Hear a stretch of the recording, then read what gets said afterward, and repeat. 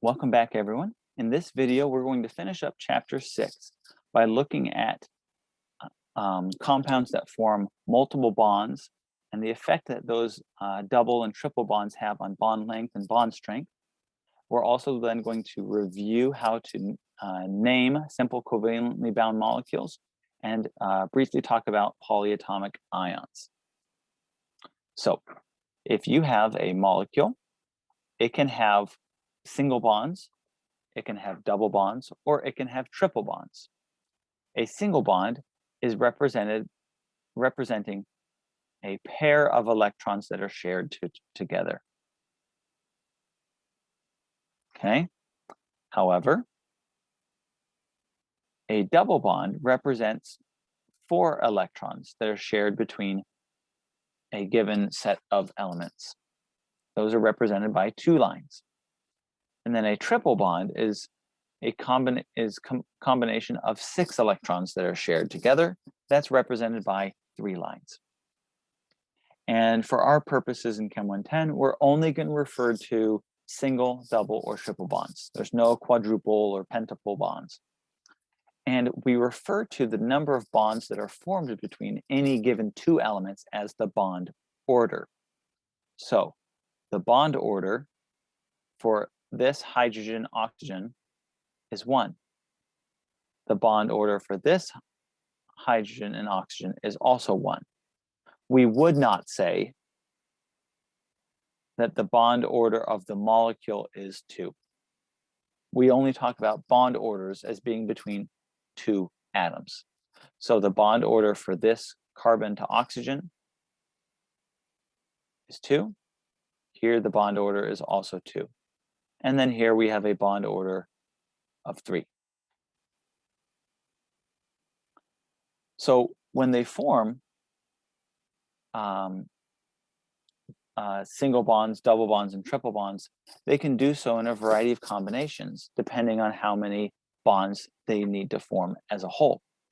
As we talked about in the previous video, carbon has a valence of 4, and therefore it tends to form 4 bonds. And that can be 4 single bonds, it can be a double bond and 2 single bonds, it can be 2 double bonds, or it can be a triple bond and a single bond. Elements like nitrogen prefer 3 bonds. They have a 5 valence electrons. They are deficient 3 electrons, so they will form 3 bonds to fill their octet. They can either have 3 sets of single bonds, a double and a single, or a triple bond. And then elements like oxygen or sulfur, they have 6 valence electrons. They need to form 2 bonds to satisfy their octet, so they have a valence of 2. And they can either do that by forming 2 single bonds or a double bond. So bond order has an effect on both the length and the strength of bonds. So remember we talked about the atomic radius as being the distance from the center of the atom to the end. The bond length for a set of atoms is the distance between the nuclei. And in order to break a bond, we refer to that as the bond dissociation energy. So if we take a look at 3 different molecules here containing nitrogen, they have different bond orders for the nitrogen-nitrogen bond. It's a bond order of 1 for the molecule on the left, a bond order of 2 in the middle, and a bond order of 3 on the right. Again, this is referring just to the nitrogen-nitrogen bond.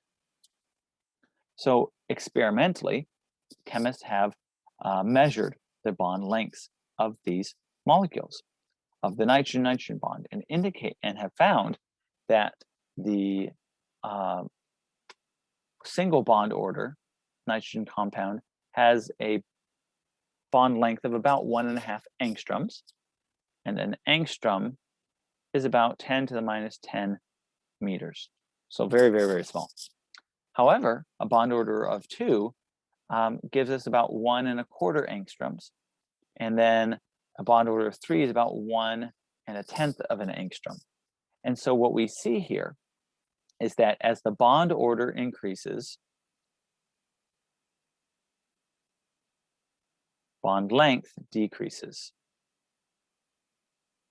And the way that I like to think about this is imagine that you have a strand of rope.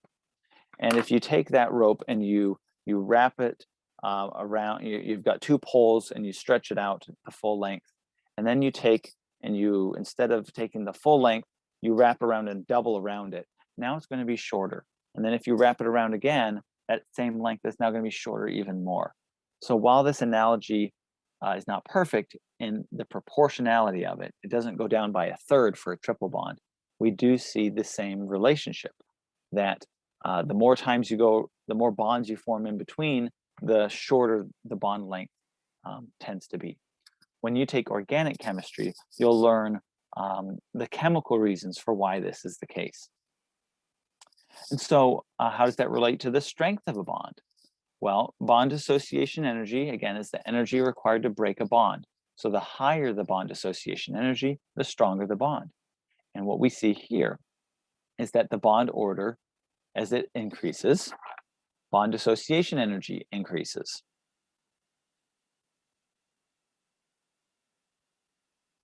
And again, think of it as we've formed more linkages between these two atoms, and so it requires more energy to break them apart. All right, let's have you practice. Rank the following in terms of increasing carbon-carbon bond strength. Pause the video and try this on your own. Welcome back. So, how do we need to do this? Hopefully, you recognize that in order to know what bond order we have to draw out the structures. And in order to draw the structures, we need to apply the rules of valence.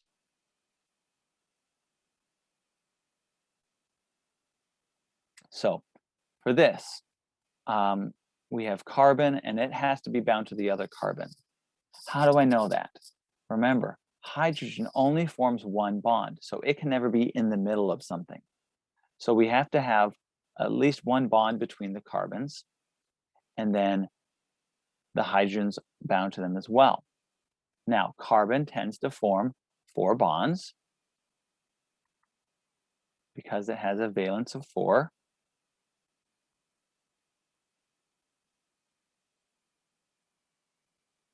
Therefore, we have to form 2 more bonds between the carbons. Okay?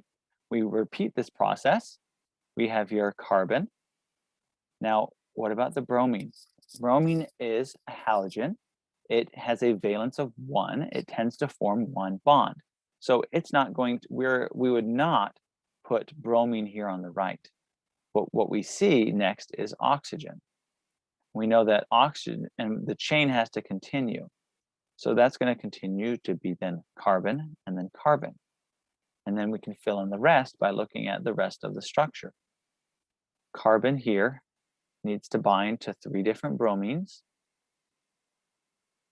And each one of them will only form 1 bond because halogens tend to only form 1 bond. Oxygen is satisfied in terms of its bonds, but we need to put on here a set of 2 sets of lone pair electrons. Again, what we need to keep in mind is we want to satisfy octets. We want to get 8 electrons around all of the elements except for hydrogen, which only gets 2. This carbon needs 2 more bonds, and we have the 2 hydrogens to place on it. And this carbon needs 3 more bonds, and we have 3 hydrogens to place on it. Okay, this molecule, carbon tends to be our backbone here. We can see that each carbon is attached to 2 other things. So this one is attached to two fluorines. This one is attached to 2 hydrogens. And we know that the hydrogens cannot be bound to each other because they're part of this molecule. The fluorines cannot be bound to each other because they're part of this molecule, and they only form 1 bond. Now, these carbons are not happy because they only have 3 bonds. We need to have a 4th bond for each of them, and so we can put a bond between them.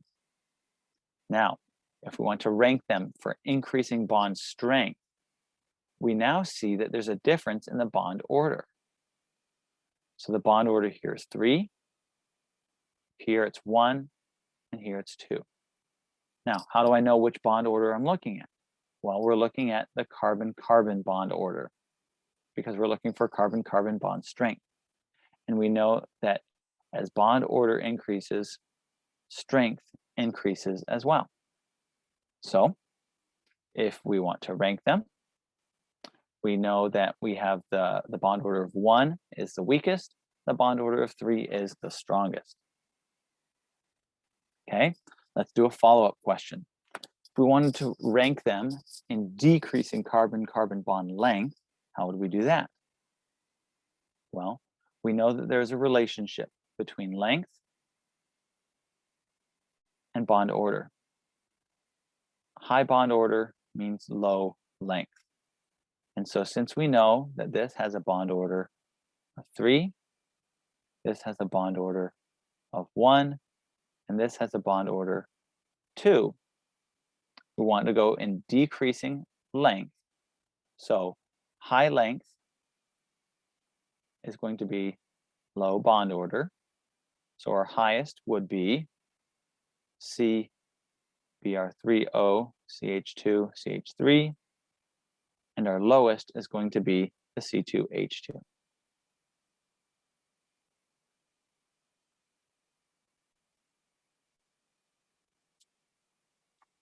Okay, let's now move on to molecular compounds. In the ebook, and I've got this blue, this is blue because this is a hyperlink. And so when you go and you download my slides for this video, you can click on this and it will take you to the web page on the ebook that goes in detail about naming molecular compounds. So here's the rundown. When we're naming molecular compounds, remember we're dealing with sets of nonmetals, okay? And it follows a very similar pattern to when we talked about ionic compounds. However, there are a couple extra variations. First, the first name is going to be the less electronegative element. We'll talk more about what that means in a future video, but it's essentially going to be the element on the left.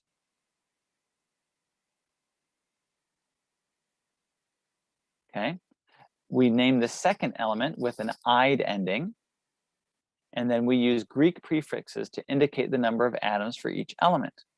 However, most importantly, we don't use the prefix mono if it's in the first element. Okay, so and then these rules don't typically apply to hydrogen-containing compounds. So, for example, H2O, this has a special name of water. NH3 has a special name of ammonia. Now, how would we name then these compounds here on the bottom?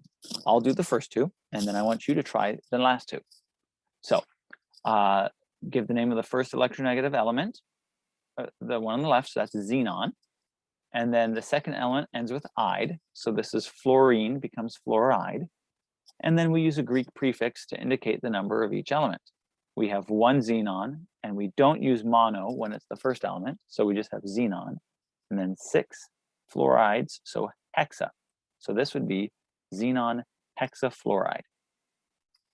Okay, the next one is nitrogen with chlorine. So we put nitrogen first. Second one is ends with "ide," so chloride, and then Greek prefixes. We have 3 nitrogens, so that would be tri, so trinitrogen, and then chloride, but we have to use the prefix for 4 of them. So this would be trinitrogen tetrachloride. All right, so I've shown you 2. Now it's your turn to practice with the remaining 2. Pause the video, try to figure it out, and then come back and I will give you the answer. Welcome back. So the answer to the last 2 are phosphorus pentoxide and dinitrogen trioxide. We see here that we don't use the prefix mono for the phosphorus because it's the first element, and then this is pentoxide. Notice that we drop the A, the A in pentoxide, and that's because we're using it for oxygen. For dinitrogen trioxide, we have 2 nitrogens, hence the prefix di, and then 3 oxygens, hence the prefix tri, but we only drop that, vowel letter if the prefix is ending with an A or an O before oxide. All right, last thing here to mention briefly is more of a PSA. So you need to know the polyatomic ions. There is a table that you can find in the ebook, table 661. Alternatively, many of them are on your data sheet. You are just expected to know them. You're expected to know the names, to recognize the molecular formulas, and to know their charges. Now, because they're on the data sheet, you have many of them at your disposal. But what are some other things you need to know about polyatomic ions? First, let's recognize, because these are all groups of nonmetals, they're held together by covalent bonds.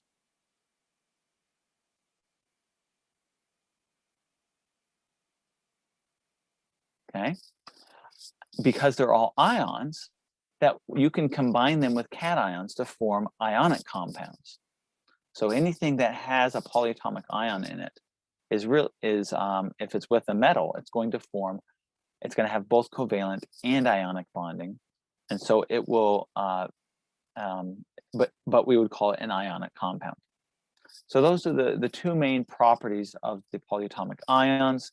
Other than that, you need to be able to recognize them, name them, and know their charges. So that is it for this video. Thanks for watching. Have a wonderful day, and we'll see you next time.